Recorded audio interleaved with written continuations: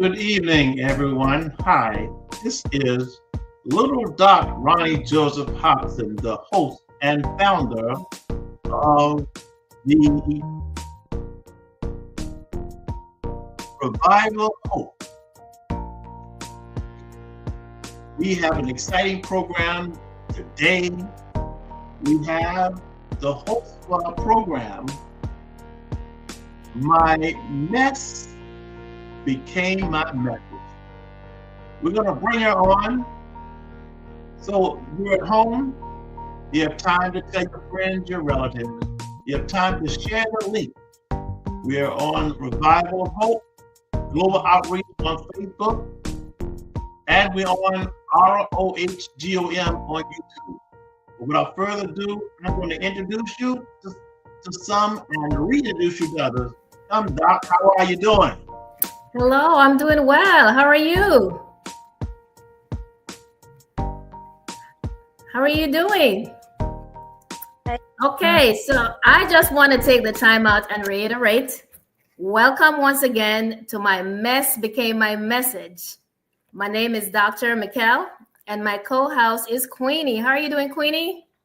I'm great. I'm feeling great. I hope everyone is feeling well as well. Yes. So as usual, just drop in the chat where you're listening from and just tell us how you're feeling today on a scale of 1 to 5. Today, we're diving into the heartwarming and sometimes chaotic world of families on extraordinary journeys. Our episode is entitled A Day in Our Lives, Routines, Meltdowns, and Magic Moments. And we're exploring the wonderfully intricate experience of raising children with autism. I'm thrilled to introduce our amazing guest, Lanidia Beeman, aka Nina, and Janetta Hamilton, aka JJ, who are here to share their unique stories and reveal the highs and lows of their daily lives, from the structured routines to those unforgettable magic moments. As we dive in, I want to remind you of this truth. 2 Corinthians 12:9. My grace is sufficient for you, for my strength is made perfect in weakness. And I'm sure both ladies can relate to that scripture. So now I want you to, both of them have been on the show before. JJ has been a hot commodity, so I had to bring her back. Everyone wants her to finish her story. And Nina, she has been here before on another journey, but she also has a child with autism. So let's reintroduce yourself and tell us a little bit about your journey. JJ, Nina. I was going to say Nina can go first. Okay, Nina. Hi, I am Nina. Real name is Lanitia. I have 3 children. My middle child is the one with autism. He'll be 9 in June. What else you want? Well, that's good. Yeah. So. And then Miss Janetta. Hello there again. So, as I was announced, Janetta Hamilton, but my nickname is JJ. So that's what I'm called by. And I have 6 children, but only one is living. So my son Steph was the one with autism, and he was 17 years old, and he passed away a little over 2 years ago. So I'm happy to be on again to share my experience of the last 15 years of Seth's life with autism. Yeah, that's so sad. Well, you're a strong woman, so you're here. You're here to encourage someone, and that's admirable. So now let's kick things off by looking at what a typical morning is like in your household. What routines have become essential for your child and for you as their caregiver, and how do you guide your child from one part of the day to the next?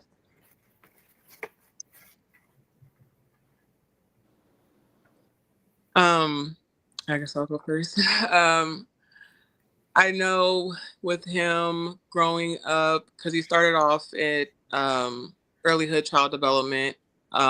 He was first diagnosed with developmental delay, but I knew he was on the spectrum when he was about 2 years old, maybe 1 year old. But 2 years old is when I definitely started seeing the difference. And it was a journey, because I did get diagnosed with lupus around that time. After I had him, because he was back and forth in the hospital a lot, and he had sleep apnea, so he had a hard time breathing at night, so it obviously kept me up a lot. And I was going to school, and I was working graveyard shift, and stuff like that. And so I would say he was my child to kind of make me grow up and be more responsible. Because having, every child is different. So having him, it was just something that just clicked in me to want to be more healthier and to want to, just do better for myself for him. So our morning routines, I know growing up for him when he was in the school for pre-K and kindergarten, first and first grade, he's in third grade right now. So yeah, those years we tussled a lot. He always wanted to carry around his Mario. I feel like his Mario gave him superpowers. And without his Mario, he would melt down. I had to explain to his teachers, like, he has to have that Mario on him, or else it's going to be hard for him. And they were always trying to say, well, he needs to, learn how to live without it. I said, no, I enforced it to where they let him have that Mario on him, or he was just not going to have a good day. Because for some reason, that just kept him from having meltdowns. He felt safe carrying that Mario. And so getting on the bus in the morning, and because me and his dad do split them from weekends, weeks on and off, and the weekends on and off. He didn't really like being with mommy because mommy was disciplined. Mommy definitely had structure, and dad was lenient. And so whenever he had to get on the bus, for sure, it was hard getting him on the bus. And just to come to find out that he's very big on energy. So it was something that was going on with the teacher or the aide that was on that bus at the time. And then when she left and there was another teacher aide that came on, he was a lot better. I think she maybe yelled a lot and she wasn't very understanding of him. So we did kind of tussle a lot. I had to take his Mario away in the morning sometimes. I'm like, if you're going to have a bad morning, this was something that I had to enforce. I didn't like it because I knew that was something that he needed. But it did straighten him up a little bit. And then once the other lady had left because she went on maternity leave, he started having those meltdowns again. And so I just was like, I had to take the Marios away again. But, we try not to condition our kids to get their own way a lot. But I feel like for him, I had to understand more about what at the time the Asperger's. It was called Asperger's. So I had to figure out what it was that I needed to do to understand him more, but also be stern with him. So I just kept doing what I was doing, and eventually it got better. I think once he started going to school with his sister, he was more comfortable and felt more safe getting on the bus with her. At some point, they did have them on two separate buses when he started going to school with her. I did enforce them to say, hey, can she ride on the bus with him instead of him going on her bus? So they allowed her to ride on the bus with him, and things got a little bit easier that way. Now, it's a lot of reminding. So like I said, he's about to be 9 years old, so he can tend to forget a lot, and it's just things that are just normal routine. He'd be asking sometime what toothbrush is his, and you're the only one with the Mario toothbrush. So it's like. And sometimes I do have to look at myself because I can get very overstimulated. My youngest is 3, and I can get very overstimulated very fast. So sometimes I have to take a step back. But I think if it wasn't for God, me incorporating more prayer time and just asking God to become the woman that he needs me to be, and then rebuking out a lot of demons as well in my home. That helped out a lot, because you never know what your children are facing at school as well. So, and what they're carrying from other kids and teachers as well. So casting out demons, doing all that stuff, it became a lot easier for me to, you know, be on his level. And what got to me was one day he cried to me, was like, you know, I don't like being different, because kids don't treat me the same. And he was getting tired of, you know, people picking on him a little bit. And he noticed that he was different. And I was like, son, you're not different. We're different. You know, I was like, we're the ones that are different. So he, I think that kind of made him feel a little better about himself. And I was like, reassurance. Yeah, I was like, you have a special superpower that we don't have. And I said, God gave that to you specifically for you to use it. And so I think now he's becoming more better, and just with the structure and me and dad kind of being on the same page every now and again, it does help. But the morning routine, he's gotten better. I feel like he's the one who gets ready the fastest now. So, but growing up, it was a little hard. So pretty much you're saying that the Mario helps him to stay on task. It did. It did help him stay on task, but now it's different now. Okay. So Miss JJ. Okay. Well, yeah. Well, when Seth was little, we were still living in Kansas. So it was pretty much that our mornings were, having to get up, my daughter Kyra and Seth as well. And it was a drop off at first when he first started, at Rainbows, the bus would come and pick him up. And so it was very close. So he had breakfast there, and he would have like his snacks and lunch. And so when he got older to go to school, then I sent him to the before care. And that was interesting because it had to be on a probationary period based off of his behavior. So he did well. All the staff in the morning absolutely just loved him. So I would drop him off for that, and then he would have school, and then he would go into aftercare, except for the couple of days that he had speech. So when we moved here to Virginia, then mornings we were able to have breakfast here at the house, and then he could go ahead and go to school, and then he would have lunch. For his first year of school here, they did have breakfast at school. So it wasn't, too bad getting ready. I'm one that I always had to prep the night before, so all their clothes had to be laid out and everything had to be ready. So it was easier to, get ready in the morning to be able to go. And just like Nina shared, Kyra and Seth got to ride the bus together to school. So it was great. And that just started right off that way. And I thought that was really great, especially from us moving from Kansas, not knowing anybody, and the schools here being brand new. So, and Seth, as I shared, a couple weeks ago, he absolutely loved the school bus. So that was his whole thing. And so mornings were, like I said, fairly easy. Now, when he got into middle school and high school, same thing. He had breakfast here, and then he would go. And I found out when he was in high school that he was having breakfast here and then going to school and having some more breakfast. Of course. Yes. Why not? Yeah, because I did share that Seth was not a picky eater. He absolutely loved food. So it was just like that. But his mornings were just like he would eat, and he would, take his seizure medicine. And then he would go and sit on the couch. And I mentioned that he liked to flip pages of books. That's what he would do until the bus would come. Yeah.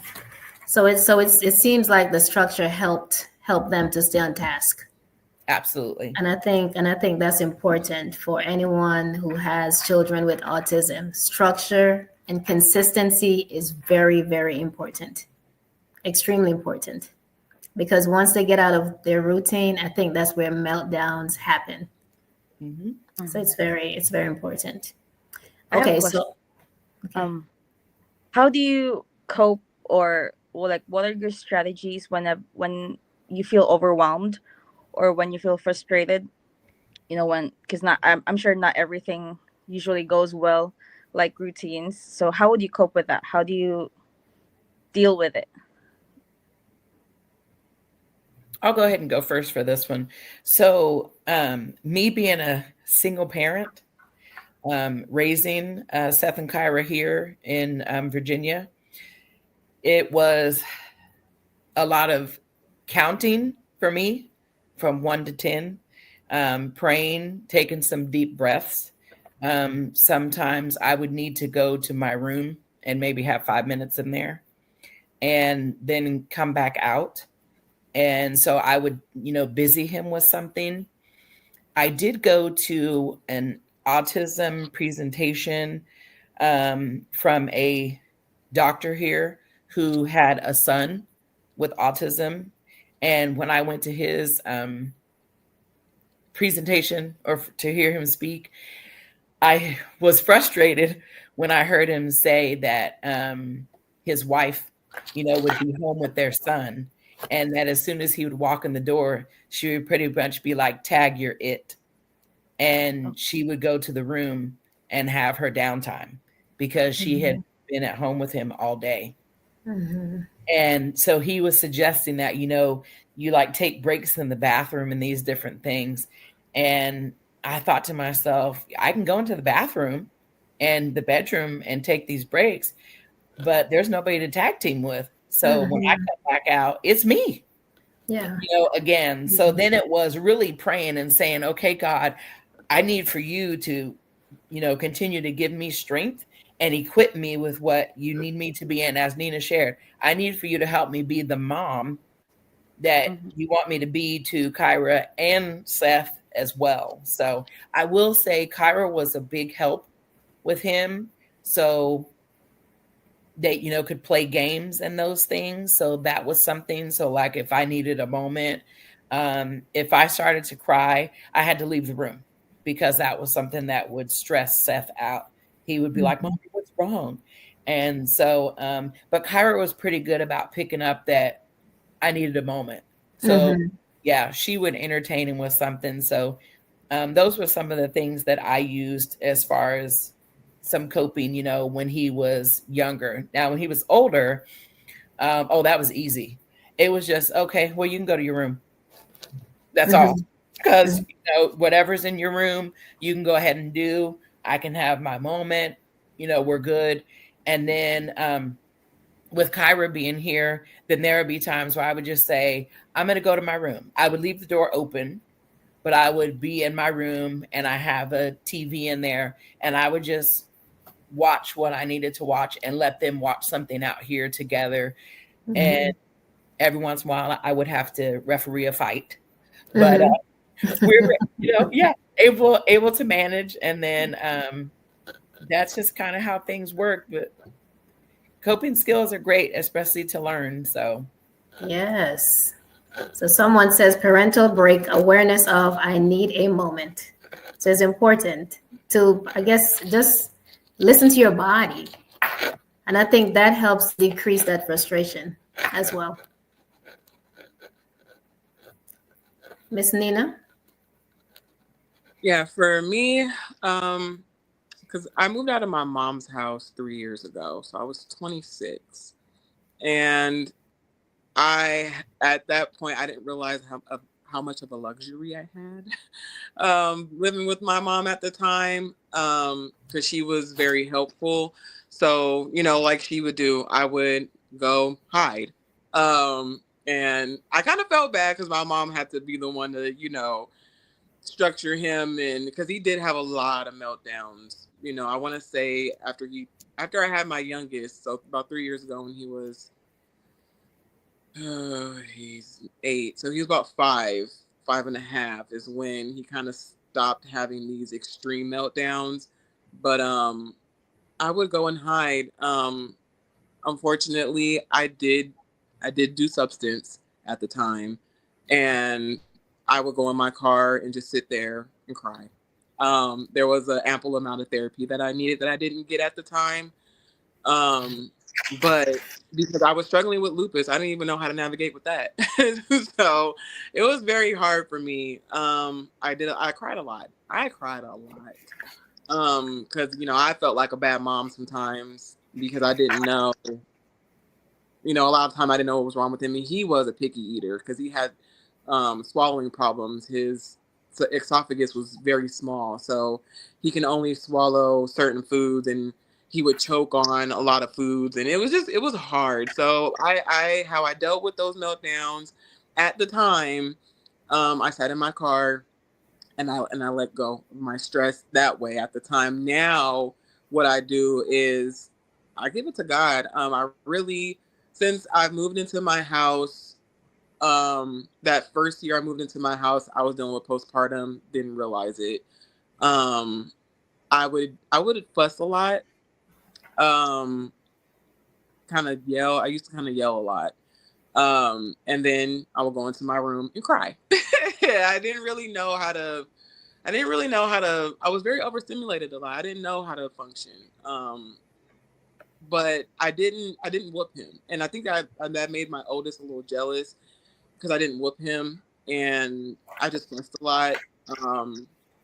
I do now incorporate some pops, but I still don't really whoop my children. I pop them every now and again. But when I cope with them two, because they bickered, because they're only a year and a half apart. My oldest is 10. He'll be 9 in June. She'll be 11 in December. And so she just was like, he cries too much, or he gets on my nerve, and he doesn't understand. And because it's always a constant reassurance for him. You have to repeat yourself about 4, 5, 6, 7 times to him. And it can get frustrating with her. And I just was like, you just have to do it. I was like, he's different. And I did eventually tell him at some point that he did have autism. I let him be aware of the fact that he had autism. I wanted him to know what it was, but I also told him, I said, this was a special thing that God has given you. He's grown, we all grown up in church. So, he's very big on loving God. And so I do proud myself about that. So what I do now is I give it to God, because I was tired of being strong.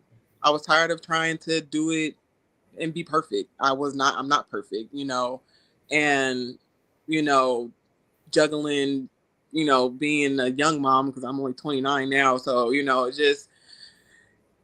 then you kind of fall into a stereotype, and I didn't want to fall into a stereotype. So I started giving it to God, and now God is the way that I cope.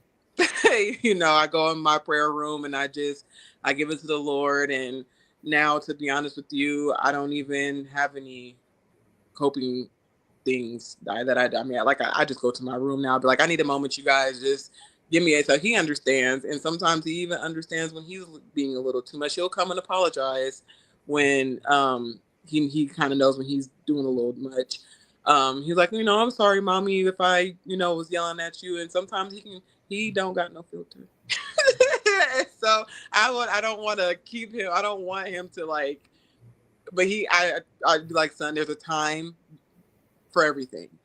And so, at times, I've had to pop him in his mouth, for being a little more disrespectful than what I sometimes will allow him to have those meltdowns. But when it comes to the tantrums and stuff like that, no, I don't deal with that. You go take your time. I'm going to take my time. And then we do come together and we say what we can do better, because I don't want him to always feel it's always him.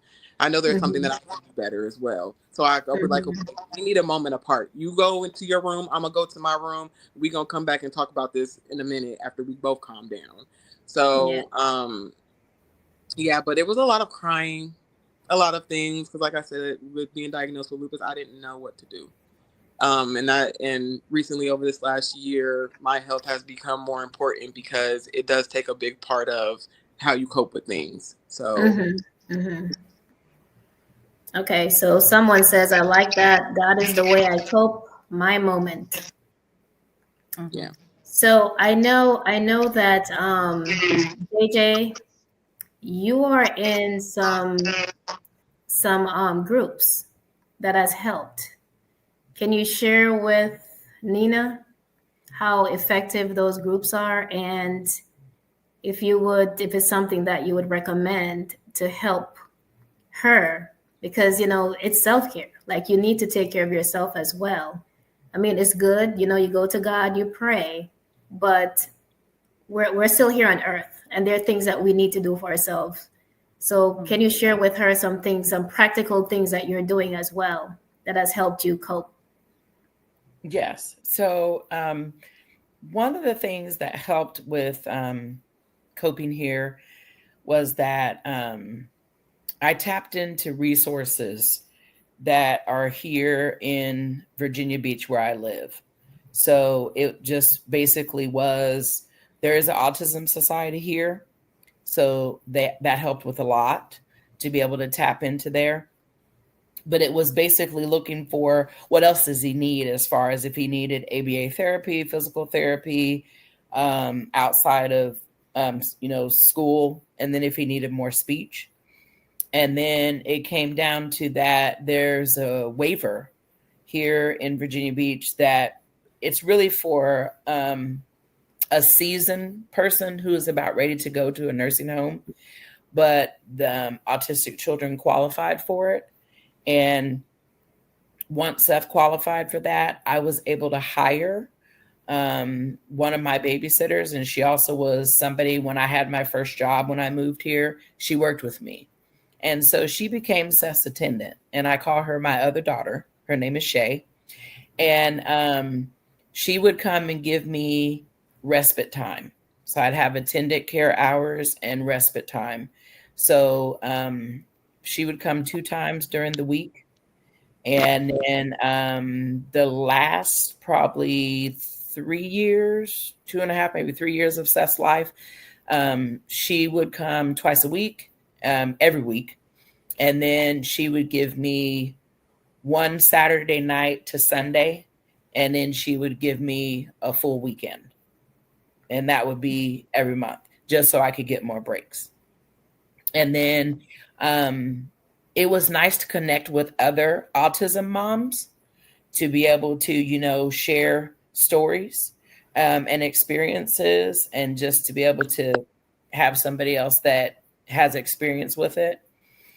And then also, I did mention earlier that I have 6 children and only one is living.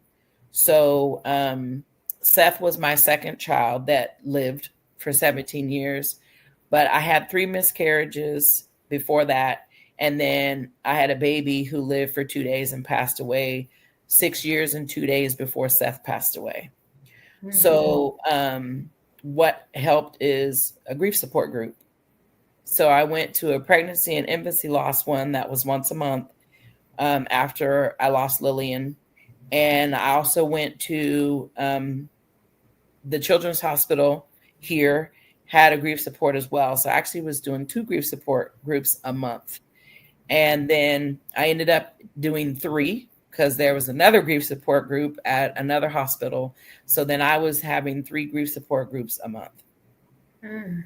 And then now my own church in Norfolk, we started a grief support ministry. And let me back that up and say, God started that grief support ministry that was very much so needed. And we all have different griefs.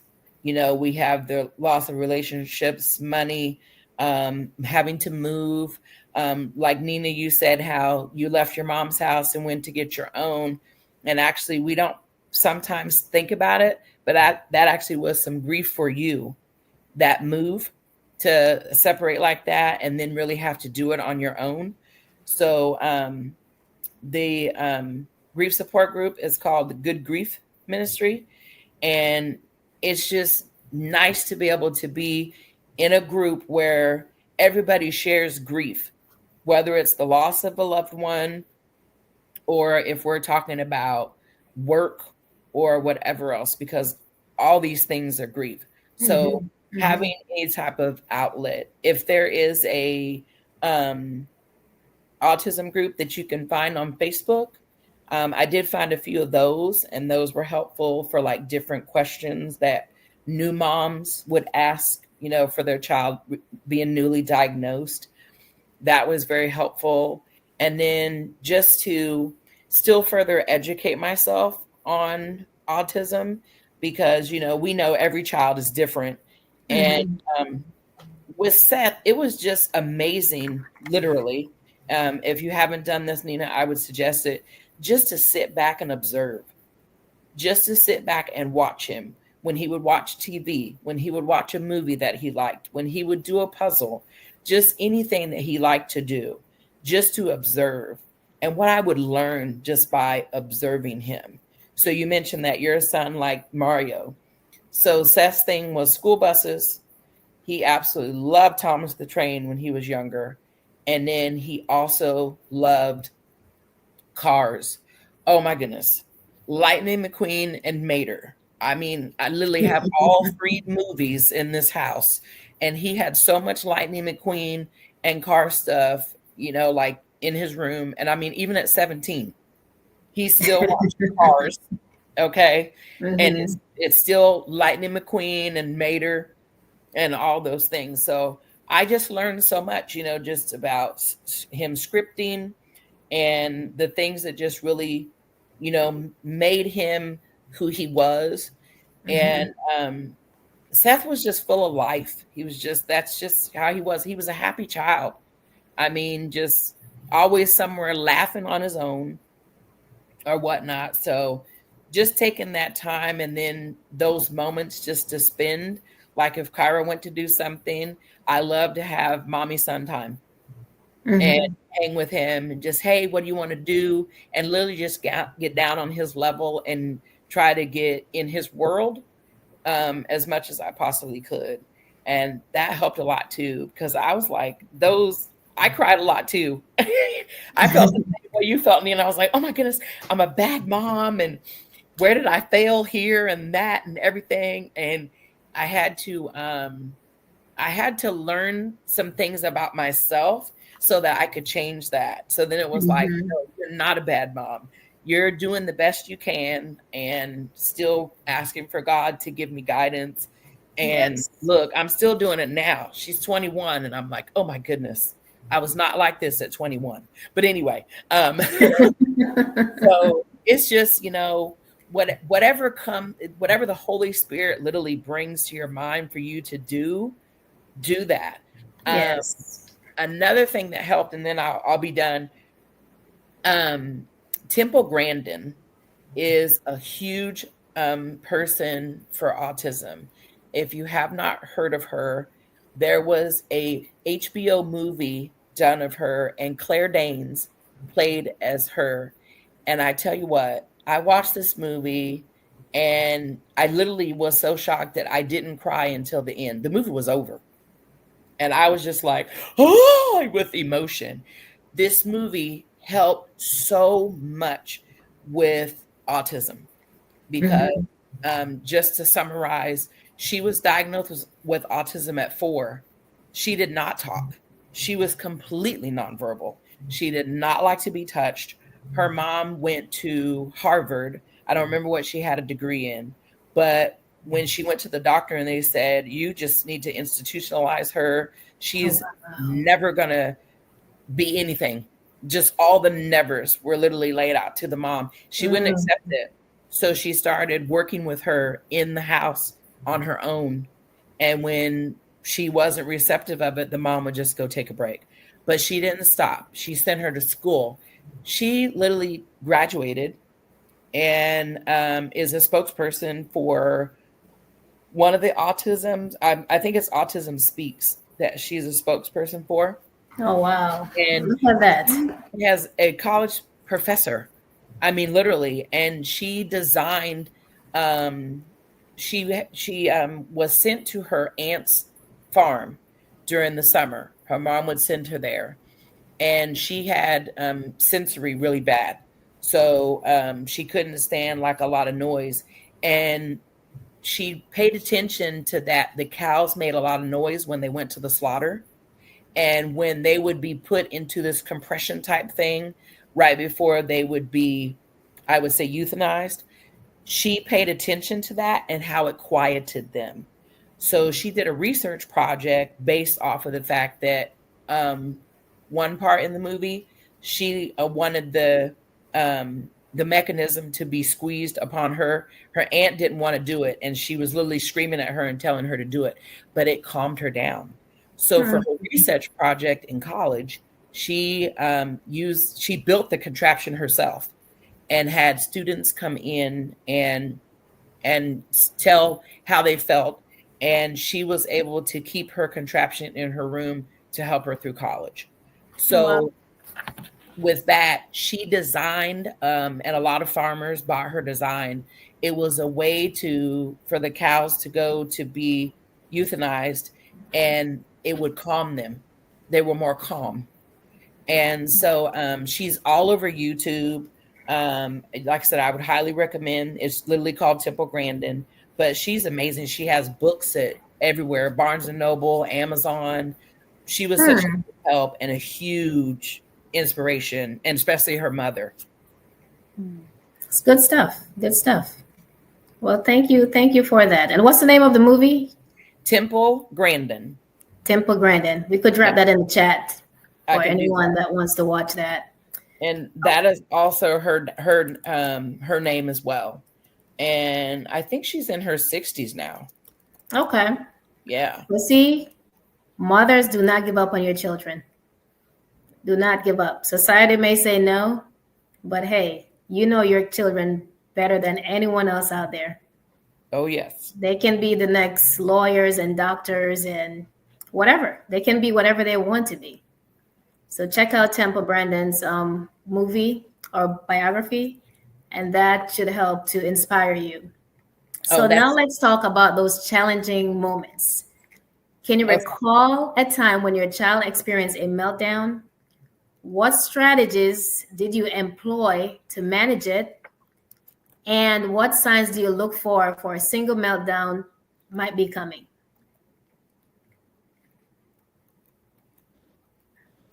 I know for me, I'll touch base on the now.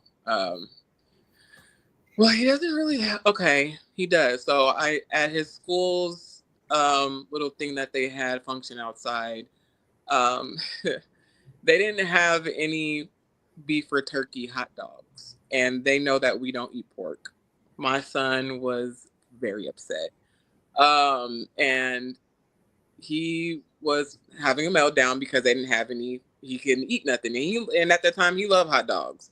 And so, I was just like, just calm down. We can go get some food. Well, I really wanted a hot dog. I said, okay, let's go to Costco's, because Costco's was one of the places where he loved their hot dogs. So we can go, when we leave here, we can go to Costco's and get you a hot dog. And, but I want one now. He really wanted the school's hot dog, except that he's like, they know we don't eat pork. I don't know why they would do that to, he just felt like the world was ending because of this hot dog situation. So I just tried to refocus him.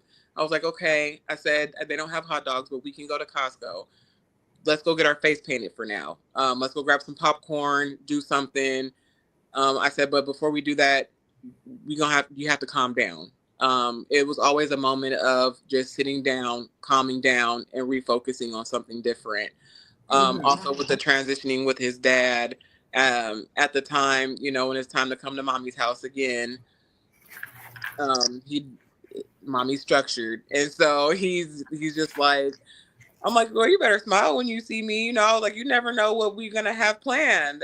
And a lot of the times it's really just because I don't own a lot of gaming systems over at my house. His dad does, and they will play, on his Xbox or PS or whatever he has.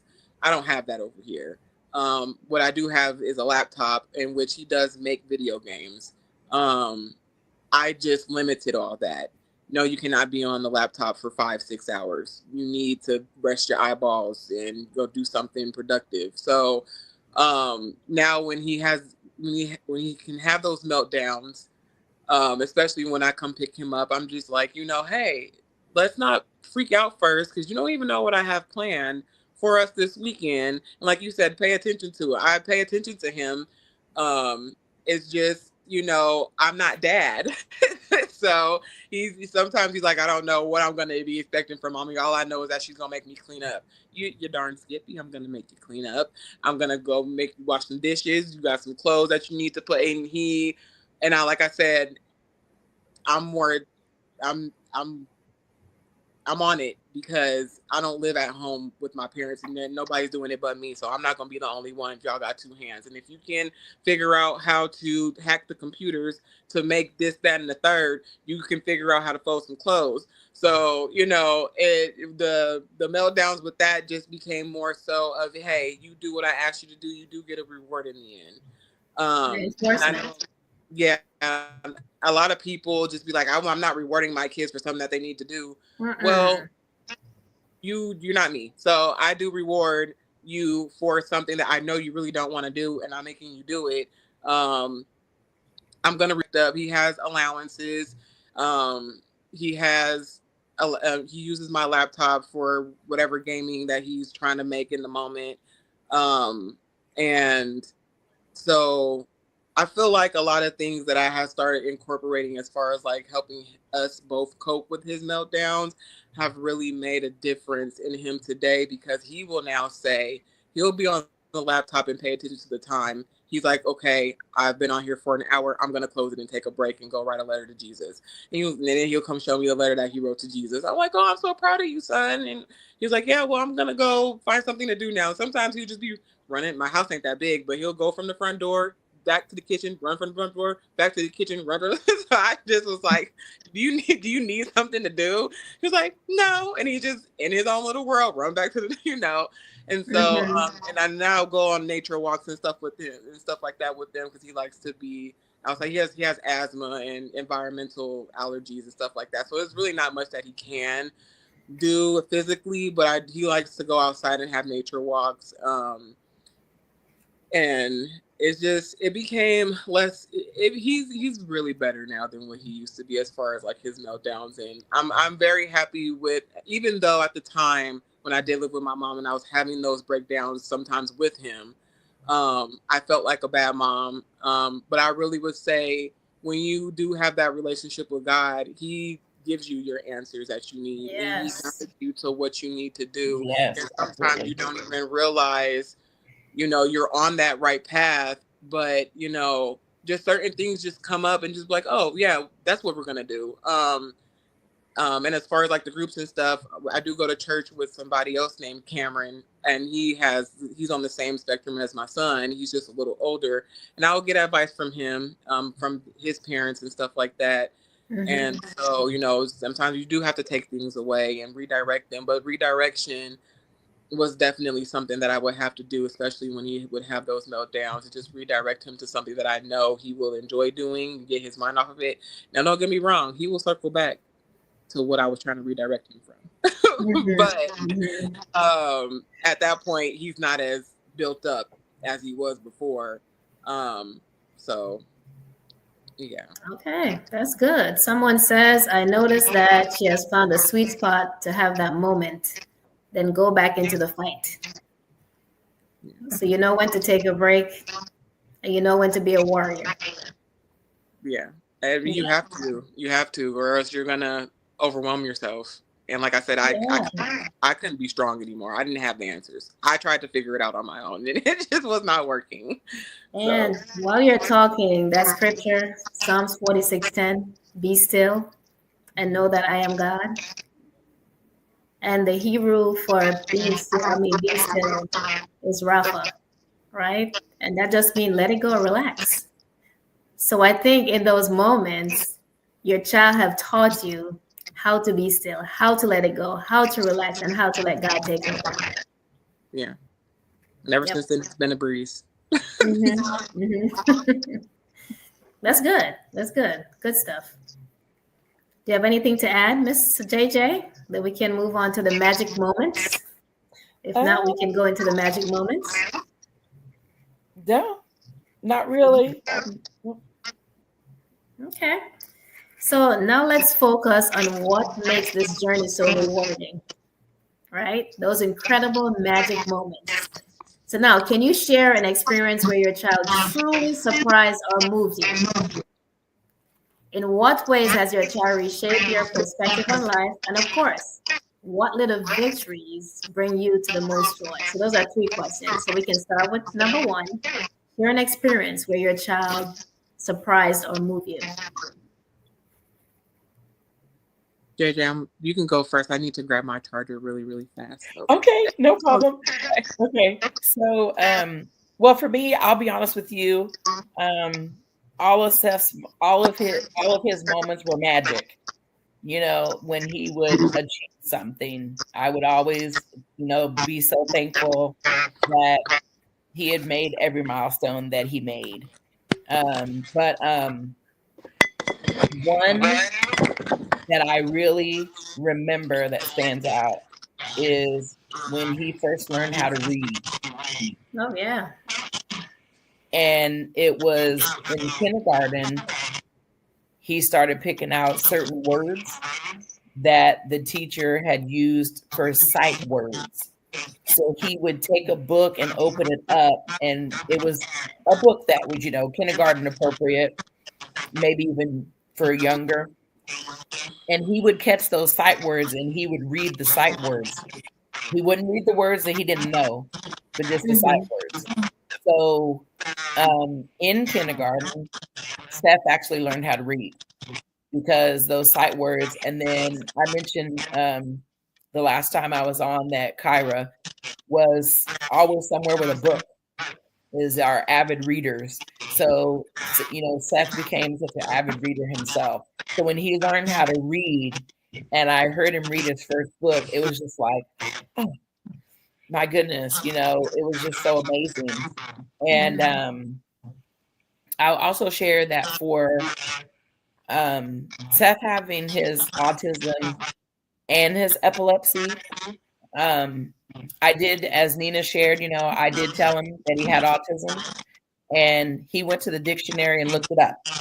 That's what Seth did. Yes. And then, he had other questions along the way that he asked. He since he was 3. So he might have been around the same age, Nina, as your son. He had a seizure, later on. And when I said what happened, because, when a person has a seizure, they don't remember. He went to the dictionary and looked up seizures and read what it meant. And so I would just have a lot of aha moments with Seth because it was what he paid attention to, but also what he read or whatever he researched. So Seth had a very good memory up until his, seizures went so, he was having them so frequently.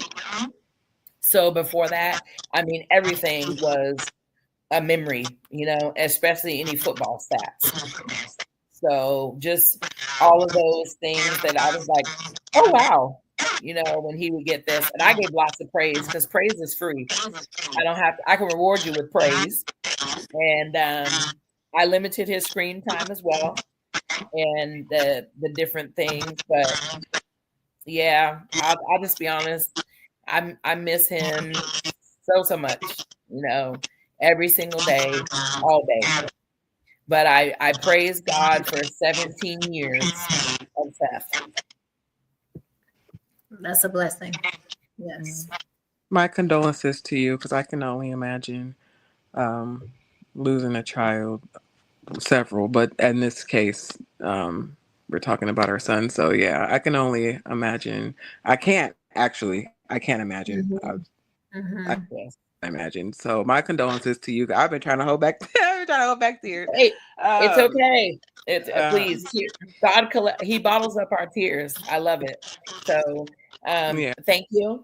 I absolutely appreciate that. And I was going to tell you, no, this is not. It's not something that we, once we lose a child, it's not something that we ever want a parent to experience. So yeah, and even think about. So just all I say is cherish every moment, make those moments count. Yeah. Absolutely. I do believe in that. What was your question, Michiel? I'm sorry, I forgot. It's share an experience where your child truly surprised or moved you. Yeah, to piggyback what she said, my son didn't talk till he was 3.5. So I want to say every half of year was a milestone for him. Well, he did talk. It was just he was trying to find the words, and it was always backwards. He talked backwards. I don't really know how to explain it, but he talked backwards. I know when he first started to do his ABCs or try to say his ABCs, it was abse ke de. I don't know what happened to everybody. Okay, everybody's coming back. So everybody's screen went blank. I'm sorry. No. Yeah, it was always abe seke de and fe. He would say stuff like that, and I would just be like, oh man, And I did a lot of sight words. So I was big on sight words, especially on YouTube. Try to get him to talk, reading him books and stuff like that. And so at 3.5, he surprised everybody. He read better than his oldest sister. He was reading books so in the second grade, he was reading at 5th grade level. And he scores above average on his I read all the time. He knows very big words. They even thought about putting him up a grade, but I decided to keep him where he's at because developmentally, like I don't think he's ready to be with the older kids. I want to keep him where he's at. I don't know what's going on with everything. Okay. I wanted to keep him where he's at.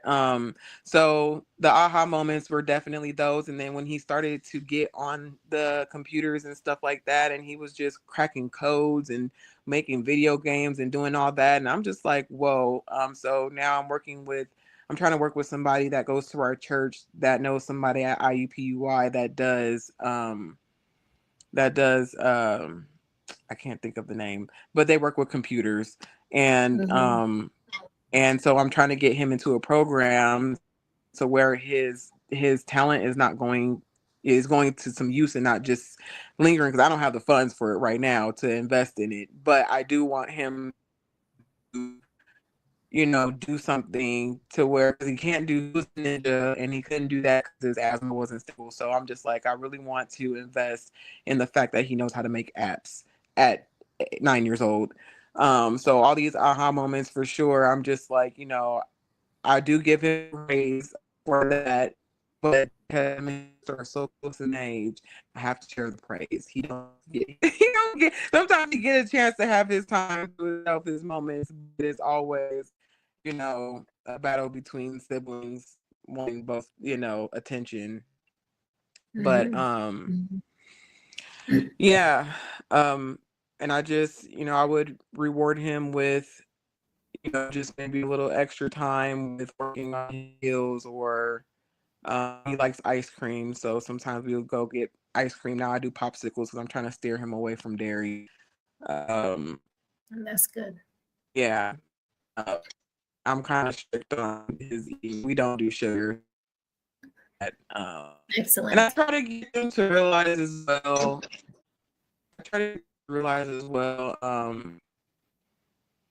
The real world is not always going to. I do praise him at home, but for some things, I just was like, "Oh, that's a good job." And I do keep it real with him now. I'm like, "Okay, well, you need to work a little harder at that, because you could do better at something. I know you have the potential of doing better at it. So work, try something different to do. You get what I'm trying to say. So and then it works. It works. Challenging him works awesomely. So I don't put him past anything. He's just very bright kid. And they are bright kids. They're definitely bright kids. Autistic kids are very bright. They excel in different areas, but they're very, very smart kids. So people try to underestimate because there's a label. But like I said, it doesn't mean that they're dumb. They don't know what they're doing. They just learn differently. And that's it. Yeah. They just learn differently. So yeah, so thank you so much for sharing those moments. And it seems like the aha moments were related to school, right? So that's good. So that shows you that they are capable of learning, they're capable of doing well, and they're capable of excelling, just like quote unquote normal children. Yeah. Okay, so we are run out of time. We have 3 minutes, believe it or not. So I want, if you had to travel back in time to give yourself some encouragement at the start of this journey, what would you say? And this is for all the mothers out there, the new mothers that are dealing with children with autism. So if you could go back, what would you tell your past self? How would you encourage? Knowing what you know now. Things will get things are not what they look like. And I wish I would have gave it to God a long time ago. Giving it to God was definitely something that changed my life completely and changed his life even. But yeah, how reality looks in that moment is not what it's gonna look like forever. Like sometimes we're too hard on ourselves. It's not to be so hard on ourselves, and I would definitely tell my younger self, or being new at all this, you don't have to be strong all the time. Yes. So that's something I would say. Yes. How about you, Miss JJ? For me, I had shared before that I wasn't ever in denial of anything with any of with Seth or Kyra. So still the thing of even what Nina's saying is that God definitely had to help, and then the support, the village, Seth's dad, and then my parents and the in-laws and everybody that helped. So my thing is I'm still such a sponge, and that's how I was at the time. I just wanted to know what can be done, to be able to help. And I wanted any type of coping skills or, things that people could suggest for me to do. My hardest struggle was just that, being the single parent and, but just to be able to have some, I guess more of the coping skills a little bit earlier than when I did get them. But that's pretty much it there. Okay. Thank you so much. And I just want to leave the scripture with you. Every good and perfect gift is from above. It comes from God. And that's James 1:17. So your child is a gift. It doesn't matter what label they have. They're perfectly made and designed by God. And someone says, Robin Worsley said, it's not easy, but with trusting the Lord through it all makes and made it possible. And that is so true, because with God, all things are possible. So I want to thank you, Nina and JJ, for letting us into your world today. You are seen, you are strong, and you are not alone. May you find grace in the routines, peace in the meltdowns, and joy in the magical moments. And I want you to join us next week. No, it's next week, next month. We're turning the spotlight on speech language pathologists. And that's my job. That's what I do. And we are all month long. We celebrate speech language pathologists. So many people don't realize the full scope of our work. It extends far beyond treating speech disorders. So join us as we break down myths and shed light on what speech therapy truly is. Don't miss it. So exciting. Yeah. Because I know you guys help my son out a lot to talk. So we appreciate you. Yeah. But it's more than just talking. We do more than that, so don't miss it. There's a lot of myth about what we do. Thank you very much for coming in for an exciting program. Exciting program. So look forward to seeing you next week. All right.